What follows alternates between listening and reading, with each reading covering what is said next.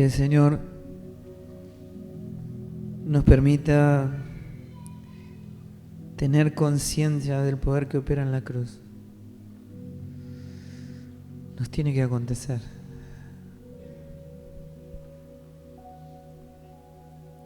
Cuando eso pasa, hermanos, todo lo que ocurre en la vida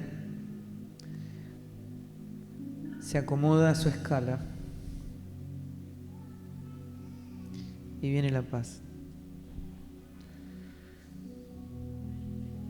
La vez pasada estaba escuchando un padre que su hija estaba condenada a muerte por una enfermedad.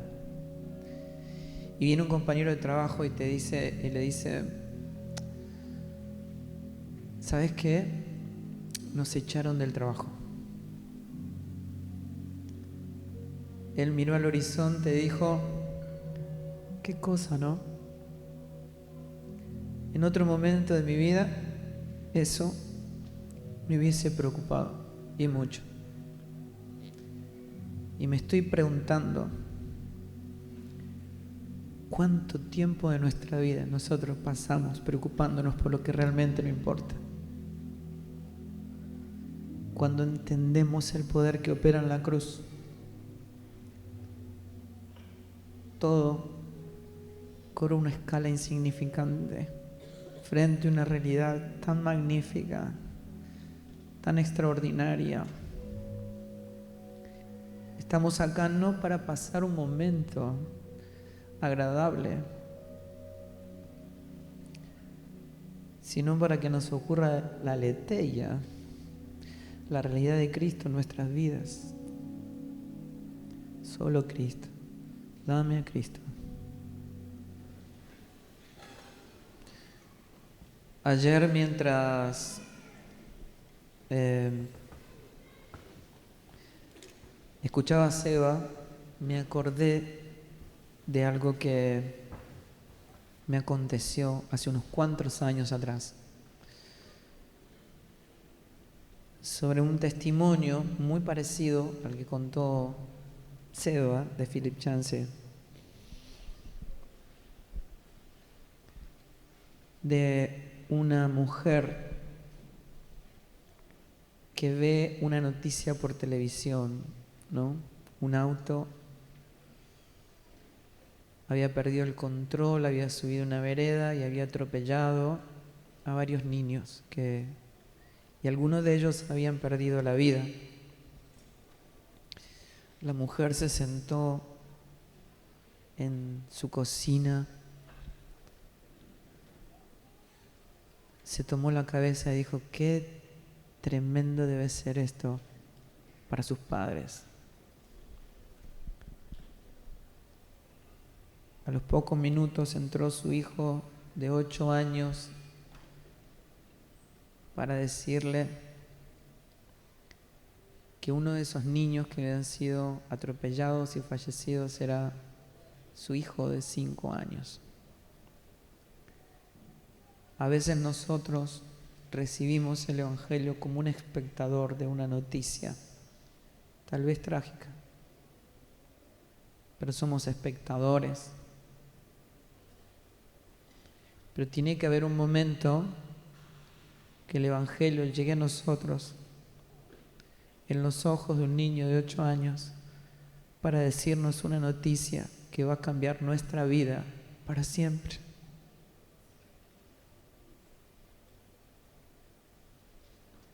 No podemos ser espectadores. ¿Saben por qué? Porque cuando Cristo murió, yo estaba en Él. No podemos seguir hablando de la muerte de Cristo, es nuestra muerte.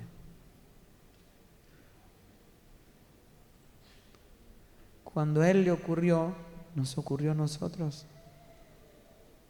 Fuimos muertos juntamente con Él, semejantes a Él en su muerte. No podemos restarle valor al poder que opera en la cruz, amados.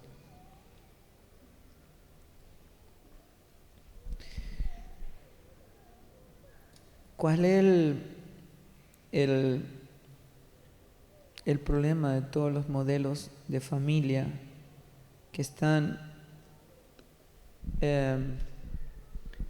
proponiendo la Agenda 2030, ¿verdad? Modelos monoparentales, todos tienen una característica en común: la infertilidad. Cuando Dios crea al hombre, varón y hembra los creó y les dijo: multiplíquense. Pero todo lo que está en la Escritura es figura, es sombra de una realidad infinitamente mayor. ¿Qué es lo que tiene que multiplicarse? ¿Para qué fueron creadas todas las cosas?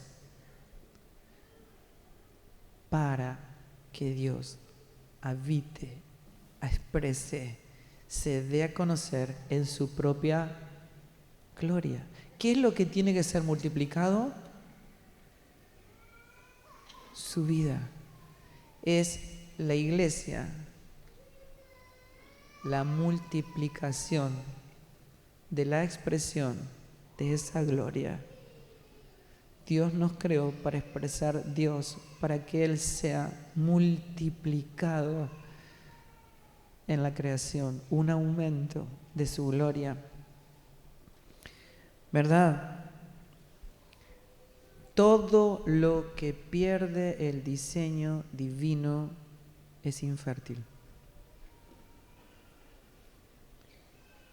Ámbitos de infertilidad cuando actuamos fuera del diseño de Dios. Todo lo que opera en Dios opera en forma de propósito, porque el propósito está expresado por completo en su voluntad divina.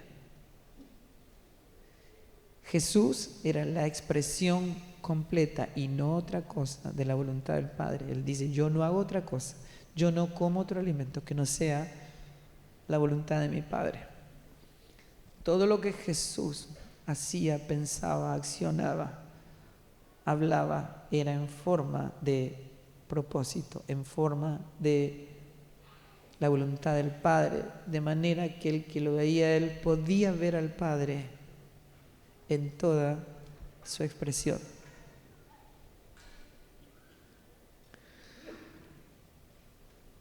Cuando la iglesia no se multiplica, se convierte en algo infértil. ¿Sí entienden? Si la oveja está sana, come sola. Si la oveja está sana, se reproduce. ¿Verdad? Si el árbol es bueno, cuando madura, da fruto. Si es verdad que no podemos, si uno agarra una manzana, puede contar cuántas semillas tiene, pero no podemos saber cuántas manzanas hay en una semilla. El Evangelio viene en forma de semilla. Y cuando encuentra buena tierra, ¿qué ocurre?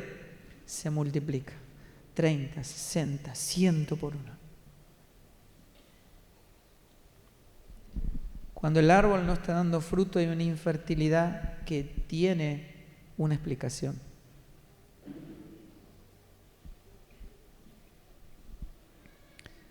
Si Cristo, si la vida está en el árbol da fruto. Inevitablemente. Uno se pregunta, digo, en este tiempo, ¿cuántos pastores hay acá? A ver, ¿pueden levantar su mano? Miren, ¿cuántos? Ok. Amén. Uno tiene una formación cultural.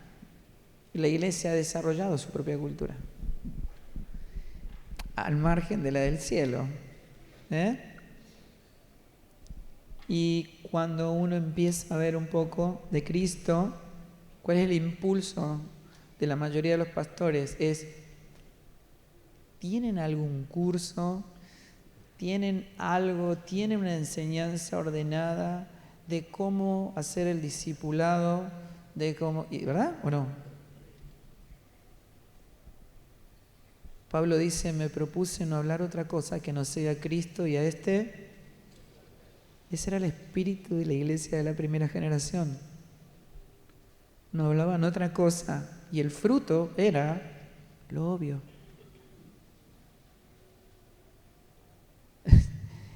Estamos intentando recuperar el diseño para que haya multiplicación. Si hay vida, se reproduce. Amén. Yo siempre digo que si ustedes quieren saber cuál es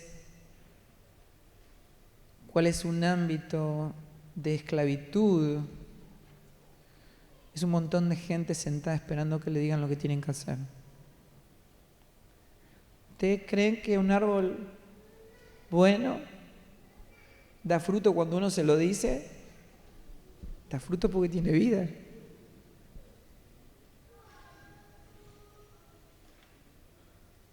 Es inevitable. Pablo dice, predico porque me es impuesta necesidad.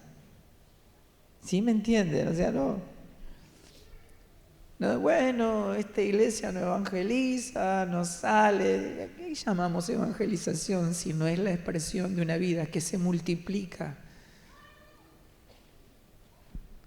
¿Verdad? Yo siempre me acuerdo de un ejemplo que dio Gustavo Lara.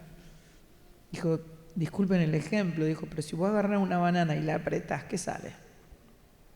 Banana, ¿no? Porque sale entre medio los dedos así, ¿no? Cuando vos apretás a alguien que está lleno de Cristo, ¿qué sale? ¿Y de qué está lleno Cristo? Lleno de gracia y verdad. O sea, cuando a vos te aprieta, ¿qué tiene que fluir? Gracia, verdad. Es lo obvio. Amén. No tenemos que andar diciéndole a la gente lo que tiene que hacer. Hay una vida que se está expresando. Hay que devolverle la gobernabilidad de la iglesia a Dios. Amén. La voluntad de Dios siempre se expresa en forma de propósito para el supremo bien, para el que nosotros fuimos creados. Pablo tenía que ir preso, tenía que ir a la cárcel. Y uno dice, pero ¿cómo puede ser que Pablo estando preso esté cantando? ¿No? Es que él había visto la cruz. ¿Por qué Pablo fue preso? Porque había una cárcel que tenía que temblar. Porque había que abrir un testimonio en Filipo. Las circunstancias de la vida, cuando funcionan bajo propósito, se convierten en aquello que Pablo dice: me gozo en lo que padezco, me gozo en las tribulaciones, me gozo en mis debilidades, me gozo en afrenta, me gozo porque están matando a Pablo y están dejando ver a Cristo en mí. Tiene que acontecer. Y cuando esto pasa, Pablo cantaba porque sabía que eso estaba matando a Pablo, porque entendía que la cruz lo estaba conduciendo al supremo bien, a lo único que Dios llama gozo, que es la expresión de Cristo en él. Hablamos del poder del tercer día. Jesús tenía que resucitar para convertir todos los testimonios, tipos, sombras de sí mismo en sustancia, en 3 días. En 3 días él tenía que convertir en sustancia los dinteles pintados, la escalera de Jacob, la apertura del mar rojo. Todo tenía que convertirse en una persona. en una realidad, en nuestra aletheia. Él estaba trayendo la realidad de lo que anunciaron todos los profetas, en lo que inquirieron a lo largo de todas sus vidas. Estaba por manifestarse. Él tenía que convertirse en el camino, en la vida, en la verdad. Eso es lo que Cristo estaba tratando de explicarle a los discípulos. Ustedes tienen que entender esto antes de que yo me vaya. Me tienen que reconocer en todas las Escrituras, saber que todo da testimonio de mí, y yo voy a venir y me voy a convertir en esa aletheia para ustedes. Ustedes van a vivir realidad. Amén. Al tercer día, dijo el Señor, yo termino la obra. Al tercer día aparece el mejor ¿qué? Vino. ¿Cómo dejaron el mejor vino para el tercer día? Sí, claro, el mejor vino. Y Pablo trae esa figura profética, y dice, no se embriaguen con vino, porque en el vino natural hay disolución. ¿Qué es la disolución? Es la ruptura del vínculo, ¿verdad? O sea que rompe la conexión del cerebro con el cuerpo, se desvincula. Entonces, yo digo, los borrachos ven lo que uno no puede ver, ¿no? Entonces vos ves que va caminando como si le estuvieran haciendo tacles ahí unos, ¿no es cierto? Porque pierde la conexión de la cabeza con el cuerpo. Y entonces él dice, más bien sean llenos del Espíritu Santo, en donde la cabeza y el cuerpo son uno. Y ustedes ya no actúan a la manera de un hombre que está en disolución, sino que ahora empiezan a actuar a la manera de Dios, en forma de vida, en forma de gracia, en forma de carácter. Y uno dice, cuando eso acontece, para, este no soy yo. Claro, nunca vieron, digamos, esos que dicen, no me animo a hablarle a una chica, que ya está, ahí voy, ¿verdad? Porque uno te convierte en alguien que vos no sos, te desinhibe, ¿verdad? Y ahí vos ves que la gente que está llena del Espíritu Santo empieza a actuar a la manera de otra persona, que no sos vos, pero que habita en vos. Y vos decís, pará, este no soy yo.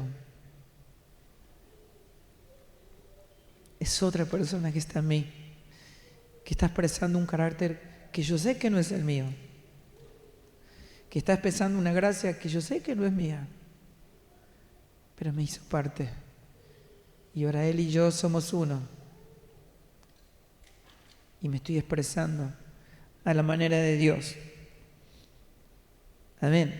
Mira, vos hacés este ejercicio. Mira a tu hermano, no a tu esposa, para no entrar en una agenda de restauración después. Pero vos, mira a tu hermano y decís, mira, o sea, como feo, te ganaste todos los premios. Pero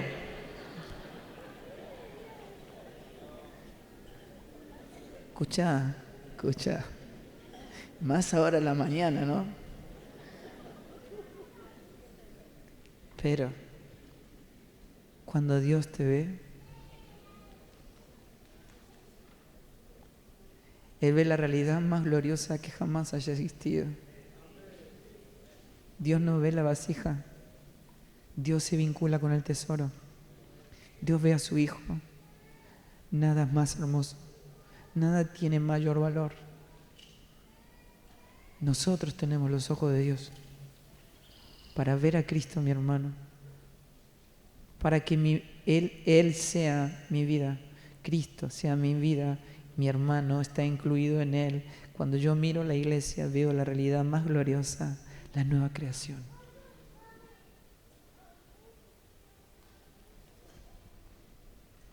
y nos estamos expresando a su manera.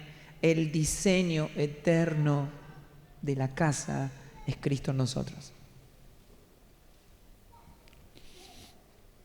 Semejantes a Él en todo. Filipenses capítulo 2, verso 1, dice, por tanto, escuchen, porque yo hace poquito, ahora hay un matrimonio muy amado, pero me decía, una hermana me decía, hay palabras que usted usa, pastor, que para nosotros, claro, argentino, no entendemos bien. Entonces, usted usa la palabra abordaje, pero yo digo, por si alguno no la comprende, ustedes cuando van a subir un avión, ¿qué tiene que presentar? El boarding pass. O sea, el pase para abordar. O sea, vos te vas a introducir en el avión. Es cómo nos introducimos en esta realidad que es Cristo en nosotros. Cómo esto nos acontece. ¿Está bien?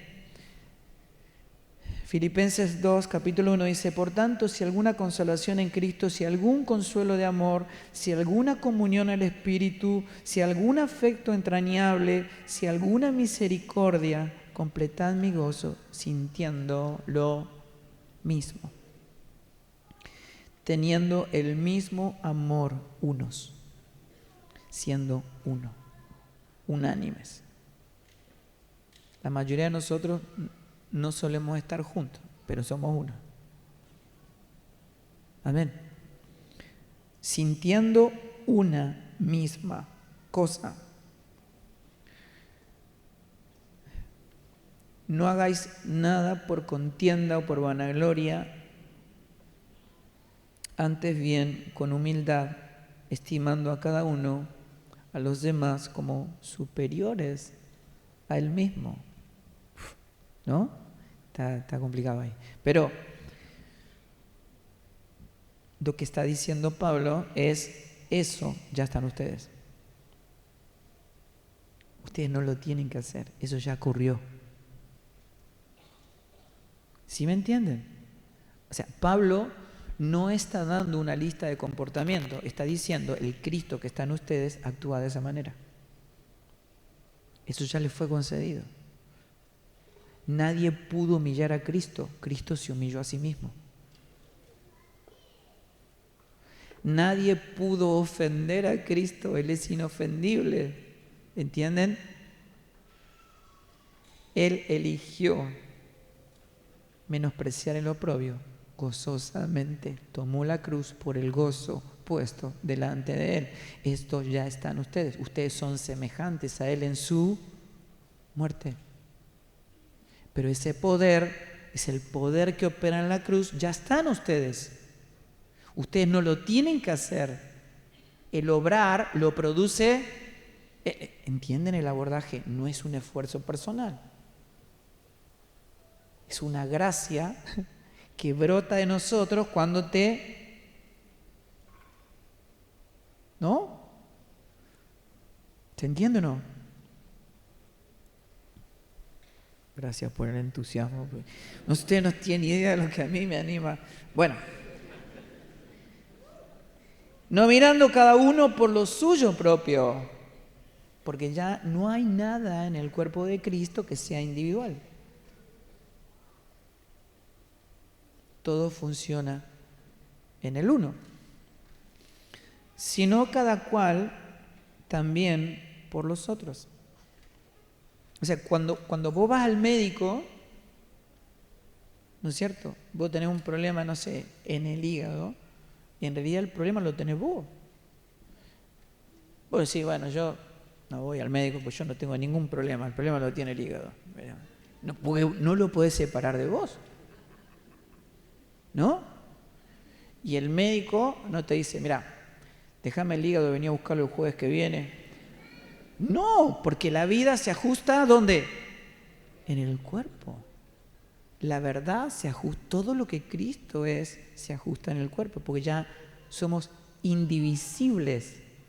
No se puede separar lo que Dios unió.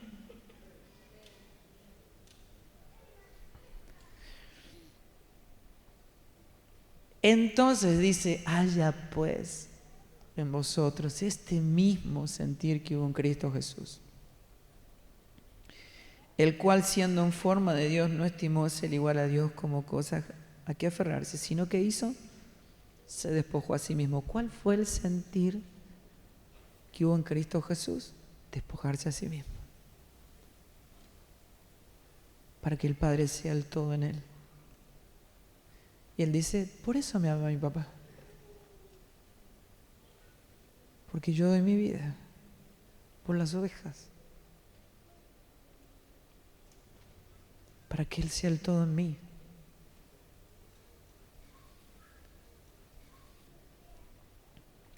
Y se humilló a sí mismo haciéndose obediente hasta la muerte y muerte de cruz. Es por eso que Dios lo exaltó hasta lo sumo. Filipenses capítulo 3, Pablo estaba diciendo, por esta causa, yo pierdo, considero todo como pérdida, todo por basura, lo he perdido todo, a fin de que esta realidad me sea revelada.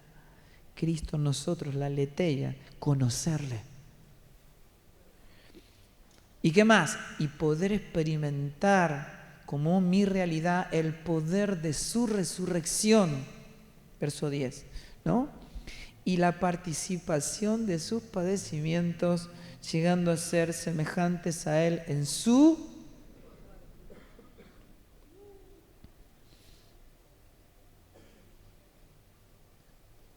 Ustedes tienen que hacer un ejercicio,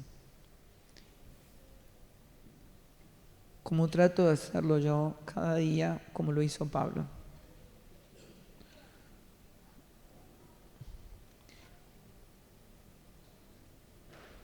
La muerte de Jesús es nuestra muerte. Nuestra muerte individual no tiene trascendencia en la eternidad. Nosotros estamos condenados.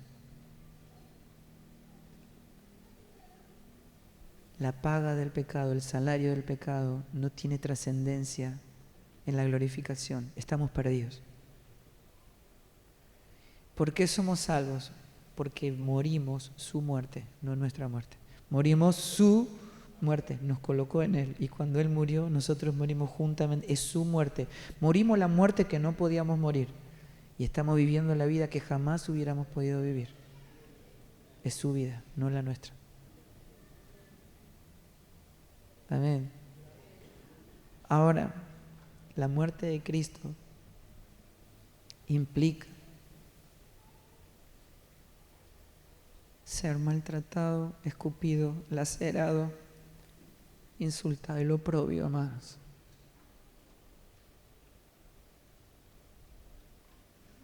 La pérdida de nuestros derechos personales, nuestra propia justicia, la defensa de uno mismo. Él se entregó a sí mismo, se humilló a sí mismo. No le dio valor al oprobio.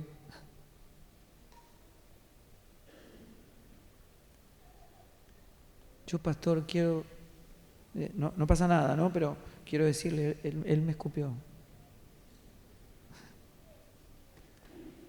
Escuchen, esto está incluido. Somos semejantes a Él en su muerte.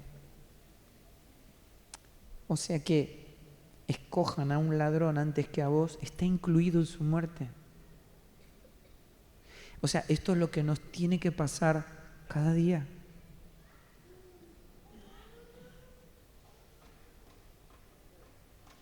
Semejantes a Él en su muerte. ¿Nunca escuchaste a alguien 20 años sirviendo y nadie me valoró? Así que vengo a esta iglesia ahora. No. 20 años de tu vida. Sin nunca haber siendo semejante a Él en su muerte, para comprender el poder que opera en la cruz. El poder de su resurrección. ¿No has visto la vida? 20 años de trabajo infértil, no tiene diseño divino.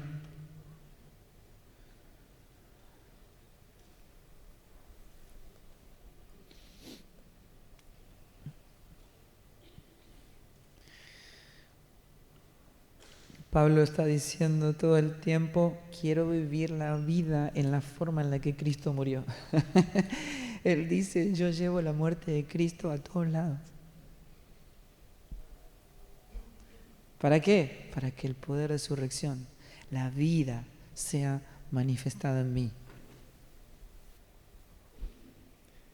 Actúo en la muerte de Cristo.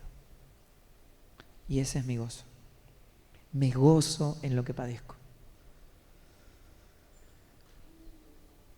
Filipenses 3:12, Pablo dice, no es que lo haya alcanzado,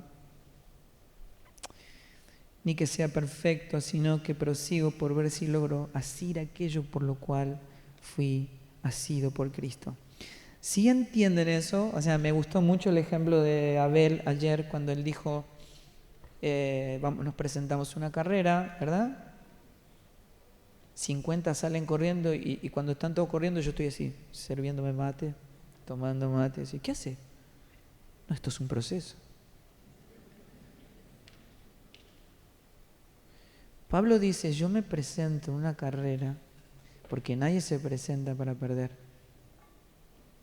Y corro de tal manera, escuchen, porque entienden, estamos viendo la cruz. El trauma de la cruz nos hace correr, no te permite estar ocioso. Vos corres y corres de tal manera porque hay una vida que te permite comprender el valor del galardón. No, si no hay vida está fuera de diseño. Si no hay fruto, si vos no estás corriendo, eso está fuera de diseño, es infértil. No hables de procesos, no entendés lo que es un proceso. Si hay vida en una planta, se va a convertir en un árbol, porque la vida está bien. Jesús como el eterno Dios y el perfecto hombre, se hizo cuerpo, alma y espíritu tripartito igual que nosotros. Pero es interesante porque Él no era eso.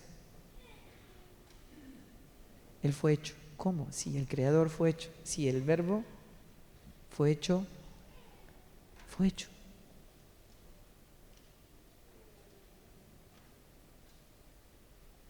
El Creador se convirtió en algo creado, se hizo carne.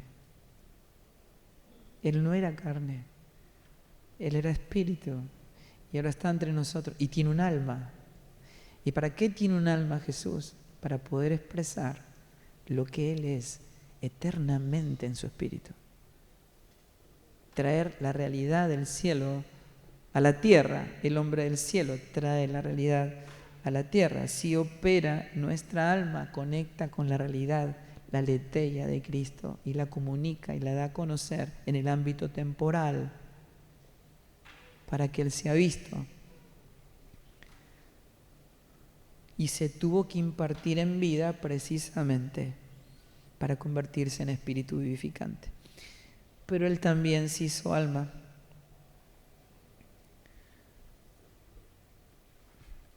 Él no tenía la raíz del mal porque Él era el segundo Adán. Nosotros sí tenemos dos naturalezas coexistentes, ¿no? El desgraciado sigue estando ahí, ¿verdad? Aunque ya fue muerto, vencido, Él sigue estando ahí tratando de engañarnos. Así que quiere decir que todo lo que nuestra alma percibe tiene que ser puesta en revisión. Es de dudosa reputación. Uno tiene que saber si eso es un sentir, el sentir que hubo en Cristo Jesús, o es el sentir de la carne, ¿verdad? Y vos vas a ver una persona que está herida por algo y te cuenta algo y decís, tiene razón, pero no tiene la vida. Si él no es el justo, muriendo por el injusto, no tiene la vida. No tiene la vida, tiene la razón, pero no tiene la vida. No expresa la justicia de Cristo, expresa la justicia que es por la ley. Una ley muerta. Sí, tenés razón, pero no estás viendo la cruz, no estás viendo el diseño eterno del Cristo crucificado injustamente, siendo inocente, muriendo por los culpables, amando a quien no merecían ser amados. Si hay vida, hay Cristo.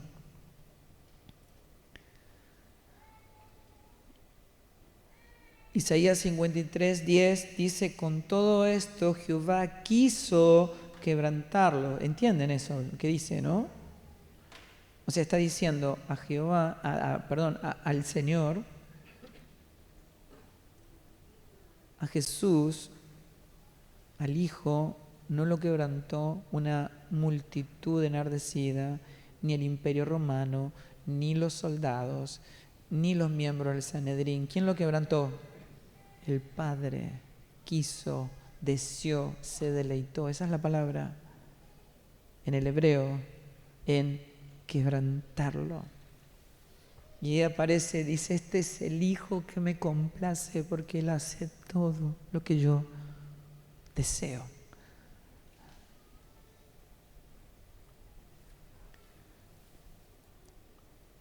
¿Y de qué manera lo hizo? Sujetándolo a padecimiento.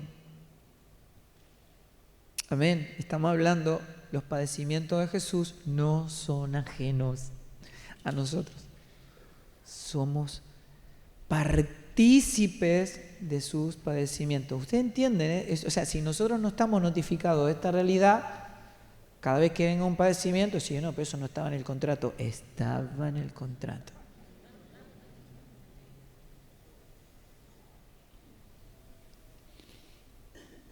Está hablando de mí, está hablando de vos. ¿Sí? Su experiencia es nuestra experiencia. La cruz no tiene solamente un carácter sustitutivo, sino también inclusivo. Cuando Él murió, nosotros morimos. Y cuando haya puesto su vida, y la palabra que utiliza acá es la palabra psique, en hebreo es nefesh. O sea, cuando Él haya puesto su alma,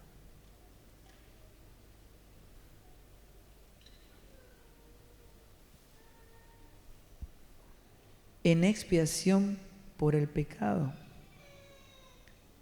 que va a haber linaje, te va a ver a vos, va a haber descendencia, te va a ver a vos y te va a ver a mí, expresando la leteia, la realidad del Cristo glorificado, el fruto de la aflicción de su alma. ¿Qué fue derramada en la cruz? Su alma.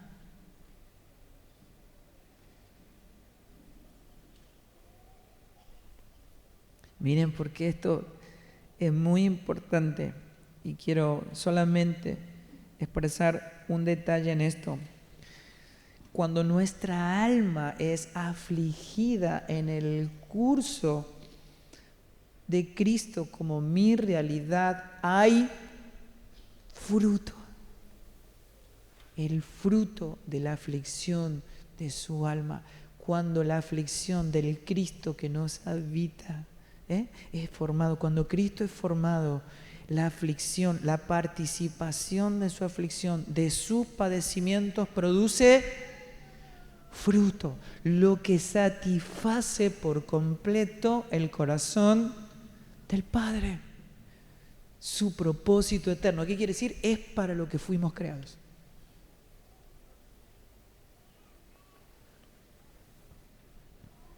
Su deleite, nuestro deleite. Diseño, amados. Este es el diseño eterno. Verá el fruto de la aflicción de su alma y quedará satisfecho. Y por su conocimiento, ¿saben qué es conocimiento? Es cuando nos hacemos uno. No voy a hablar de esto, pero es cuando nos hacemos uno, como el matrimonio. Esto José no conoció a María. Cuando, hasta después del nacimiento, que cuando el matrimonio se hace uno, comienza un conocimiento. Cuando somos unidos a Cristo, o sea, está diciendo, por su conocimiento, todos los que están en Cristo son justificados por mis siervos y lleva las iniquidades de nosotros.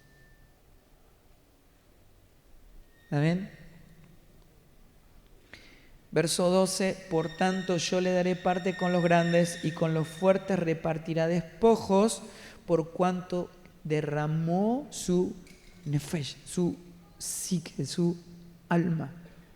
¿Está bien? Hasta la muerte. ¿Qué derramó Jesús? Escuchen, Dios no murió, quédense tranquilos. No murió. Él derramó su alma hasta la muerte. Él experimentó en su alma lo que experimenta alguien sin Cristo, sin esperanza en el infierno.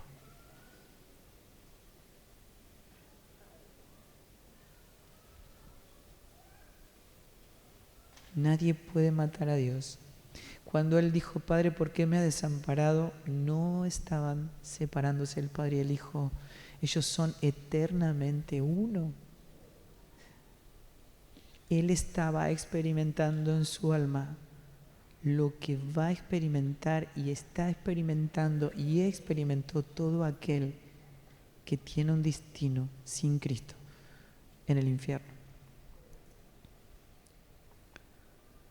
Juan 10, 17, por eso me ama el Padre, porque yo derramo, pongo mi psique, mi alma, pero la pongo, ¿saben por qué? Nadie tiene poder para tomarla, yo la pongo de mí mismo, yo voluntariamente derramo mi alma, tengo poder para ponerla y para volverla a tomar. Nadie me humilla, yo me humillo a mí mismo, yo soy quien pone voluntariamente mi vida. Este es el mandamiento que recibí de mi Padre, identificados con Él en su muerte. ¿Entienden? ¿Saben qué quiere decir eso? Nadie te va a poner en una cruz. Tu suegra no es una cruz. Por lo menos no la de Cristo. Nosotros tomamos voluntariamente la cruz. ¿Por qué? Por el gozo puesto delante de nosotros de poder experimentar verdaderamente la aletheia, la realidad de Cristo en mi vida. Escuchen, o sea, esto no está en el futuro, esto ya ocurrió en Cristo, pero no la podemos manifestar a menos que comprendamos esta realidad de que es precisamente cuando nosotros derramamos nuestra alma, nos negamos a nosotros mismos para que no seamos nosotros, sino que sea Cristo en nosotros, participante en sus padecimientos, participante en su muerte, para poder expresar la realidad del Cristo resucitado, glorificado en nosotros. Entonces uno no puede decir, no, Señor, vos entendés lo que estoy pasando, ¿verdad? ¿Entienden? El escritor de Hebreos dice en el capítulo 4, verso 15, dice, porque no tenemos un sumo sacerdote que no pueda compadecerse de nosotros, porque o de nuestras debilidades, precisamente porque Él fue tentado en todo según nuestra semejanza, pero sin pecado. Cuando el Señor estaba en el Getsemaní, le dice a los discípulos, siéntense acá, espérenme.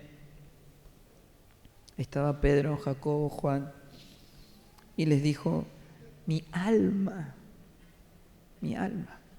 está muy triste hasta la muerte.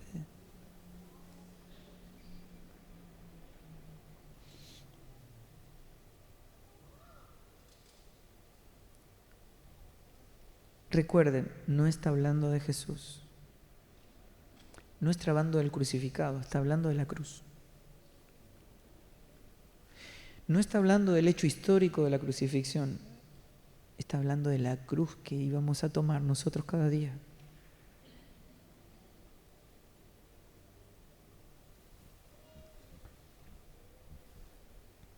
¿Entienden? Cuando habla de esto, no está hablando de Jesús, está hablando de nosotros. Está hablando del Cristo glorificado, de nuestra participación en todo lo que Él es como nuestra realidad,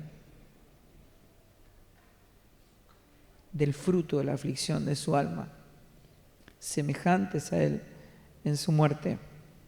Amén. ¿Y por qué Cristo vive ahora? ¿Por qué Cristo vive ahora? Para ver el fruto de la aflicción de su alma y quedar satisfecho. Amén. ¿Saben qué quiere decir eso?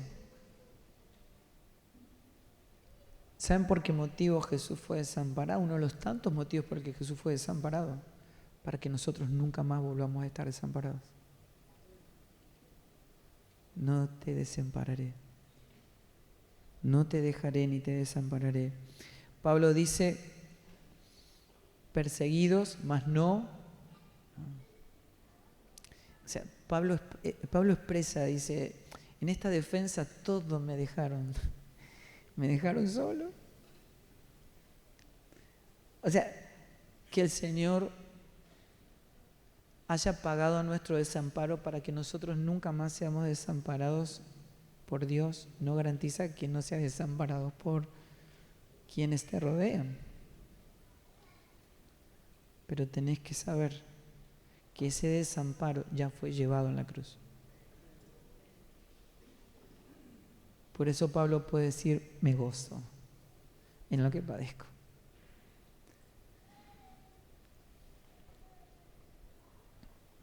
Y lo que padezco por ustedes, dice Pablo,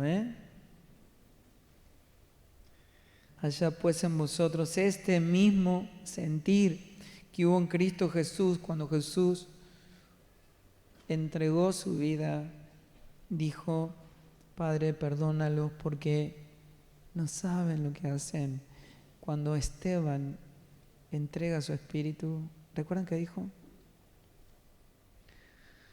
No le tomes en cuenta su pecado, Padre. No saben lo que hacen.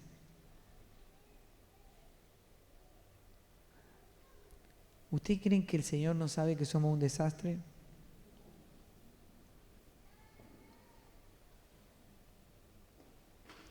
O sea, Él no vino a decir vos sos gordo, vos sos pelado, vos te portás mal. No vino a hacer eso. O sea, ¿entienden? El Evangelio no es para demostrar la culpabilidad del otro, sino para morir por el culpable. Él vino a morir por el culpable, nos vino a amar sin merecerlo. Eso es vida, eso es gracia, eso es Evangelio. Amén.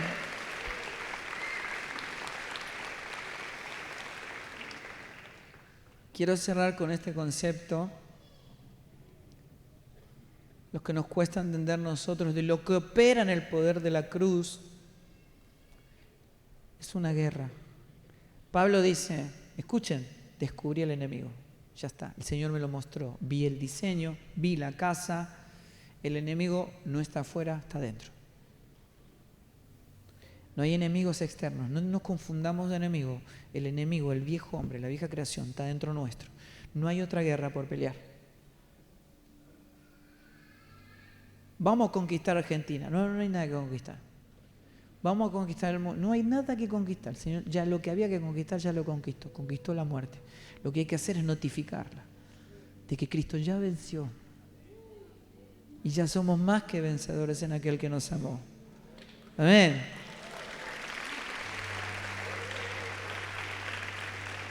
Ahora, para que nosotros podamos expresar al ámbito temporal tu vida, matrimonio, familia, iglesia, en todo lugar, en todo tiempo, en todo ámbito, tenemos que comprender la guerra. Pablo dice, descubro que hay una ley que mora en mí, que es la ley del pecado, que mora, ¿entienden? Mora, está ahí, el desgraciado está ahí. Ahora el punto es comprender en qué momento él está actuando, ¿verdad? Y entonces, no te dediques a justificar la carnalidad. No es la justicia de los hombres, nunca es quien tiene razón. Es El inocente diciendo, ¡ey, ey, ey! Si alguien tiene que pagar acá, ese soy yo. Pablo dice, ¿no hay nadie acá que con gozo elija recibir el golpe? Porque eso es Cristo en nosotros. Es el inocente diciendo, yo prefiero morir en lugar de ellos. Ese es mi gozo.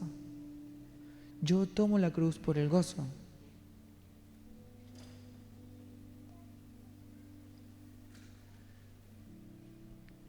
Pero uno tiene que comprender la guerra, ¿no? El comprender la guerra, tener en claro. Primero, alguien, un soldado, cuando está en la guerra, todos sus sentidos están en su máxima expresión. Cualquier error, cualquier situación que yo deje pasar por alto, puede costarme la vida. Así que ahí está el soldado, atento a todo el movimiento. Alguien estornuda, ya está ahí, ¿verdad? Alguien tose, no duerme, dormita, está ahí. Cae una ramita de un árbol y ya está ahí. Está con el dedo en el gatillo, ¿verdad? O sea, es guerra. Pablo lo plantea como una guerra. Escuchen, la guerra es contra la carne.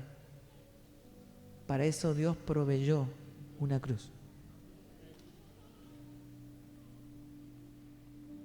Entonces, cuando aparece alguien que te ofende, que te escupe, ¿verdad? Que es un ladrón espantoso, ¿verdad? Es un Barrabás. Y vos decís, este es mi gozo. Tomar la cruz por el que no lo merece. Porque eso es lo que es Cristo en mí. Pero yo no entiendo la guerra. Yo no entiendo la guerra, ¿verdad? Porque el viejo hombre tiene sentido de preservación. Esaú quiere retener la primogenitura, ¿no?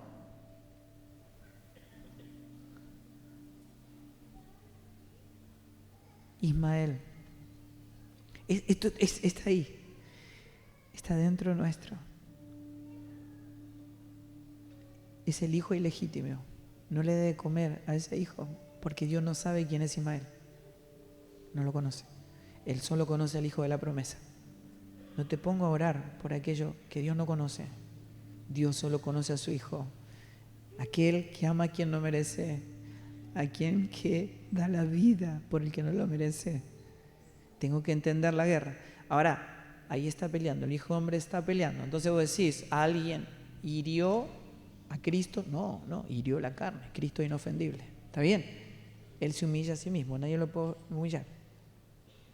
Me humilló. No. Lo único que se humilla es la carne, no Cristo. ¿Entendés? Está bien, nadie puede hacerte eso. Lo hacemos voluntariamente, por el gozo puesto delante de nosotros. Entonces voy a decir, bueno, si algo ahí me ocurrió, yo tengo que ser absorbido por la realidad de Cristo. Entonces voy al hermano, mirando el modelo, Cristo en mí, y me niego, porque la carne quiere otra cosa. La carne dice, ahorcalo. Y todo tu ser está diciendo, ahorcalo. Pero vos entendés la guerra. Hay un monstruo dentro tuyo que está queriendo recuperar su lugar, que no quiere morir, que odia la cruz, que odia a Cristo. ¿Y vos qué haces? Lo mismo que hizo Jesús por vos.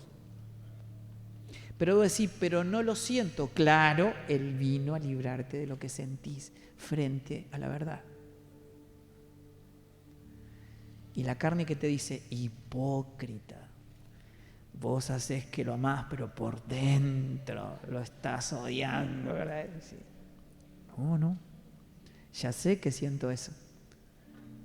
Pero la cruz vino a librarme de lo que siento, para conducirme a toda verdad. Así que cuando vos hacés lo que Jesús hizo por vos, por aquel que no lo merece, tenés que entender la guerra. Adentro tuyo está todo ardiendo, ¿verdad? Pero no le diste de comer. Lo negaste. La próxima vez está más débil. Si vos no le das de comer, se debilita. te cuesta menos. Y la próxima, menos. Y la próxima, menos. Y cada vez, menos. Y un día empezás a amar lo que no entendés. Empezás a tener el mismo sentir que hubo en Cristo Jesús. Y decís, pará, este no soy yo me conozco desde que nací, este no soy yo. Es alguien que me está habitando, que está actuando a la manera de Dios dentro mío para la gloria del Padre.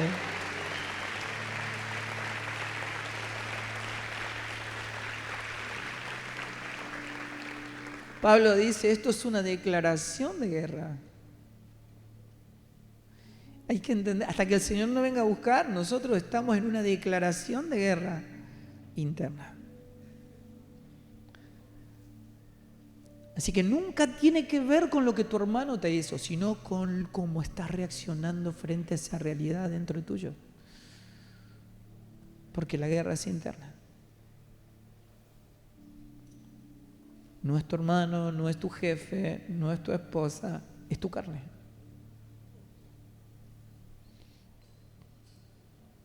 Si uno escucha a alguien, ¿no es cierto?, quejándose acerca de sus imperfecciones, de sus fracasos, es decir, siempre me pasa lo mismo, mira, yo quiero, me esfuerzo, pero siempre me termina pasando lo mismo, es porque no hay guerra. Y uno se queja, ¿por qué soy así? Es porque no hay guerra.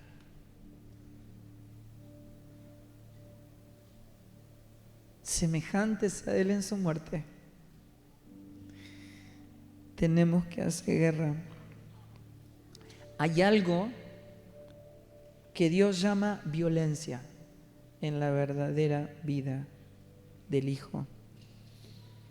Mateo 11:12 dice, desde los días de Juan el Bautista hasta ahora el reino de Dios sufre violencia y los violentos lo arrebatan. Ahora tenemos que entender, ¿violencia contra qué o quién?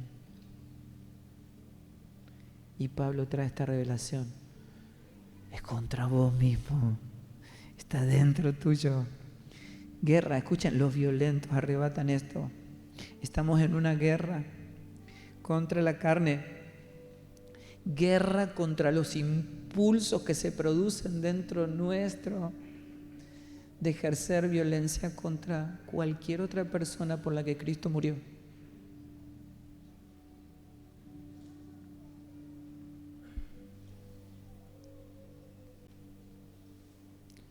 La violencia que se ejerció en la cruz para despojar al diablo, para vencer la muerte y el infierno, es la que se expresa en la vida del Hijo en nosotros, para expresar esa victoria en cada célula de nuestra existencia.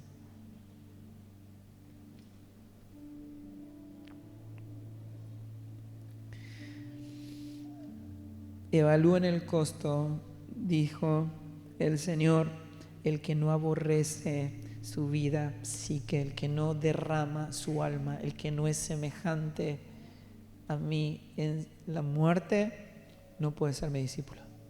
Sí, no importa, ya sé que venimos escuchando hace décadas, cientos de años, diciéndole a la gente, tu vida vale para Dios. Y dice, si vos no aborrecés tu vida, no podés ser mi discípulo. No, escuchen, esto no es algo ni que se parece al Evangelio, es lo opuesto al Evangelio. No es que haya otro Evangelio, lo han pervertido. Han sacado la cruz. La cruz es lo que nos hace semejantes a Él en su muerte y en su resurrección.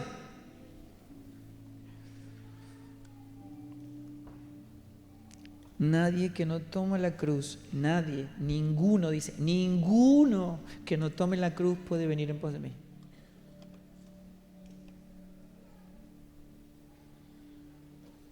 Así que aquel que ama su vida psíquica la va a perder. Pero el que aborrece su vida psique, alma, ¿entienden? Acá tenemos psicóloga, psique. Por amor a mí hallará la vida Zoe, la vida increada, la vida, Cristo como la vida. Derramar nuestra alma.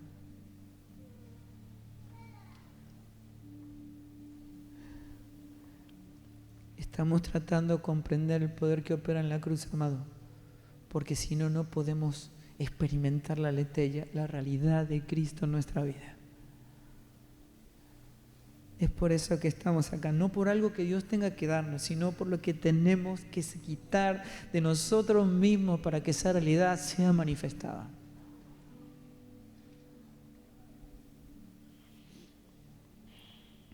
Sé que es tropezadero para los judíos y es locura para los gentiles esto. Pero lo que hace que la cruz sea dolorosa es lo que la hace gloriosa.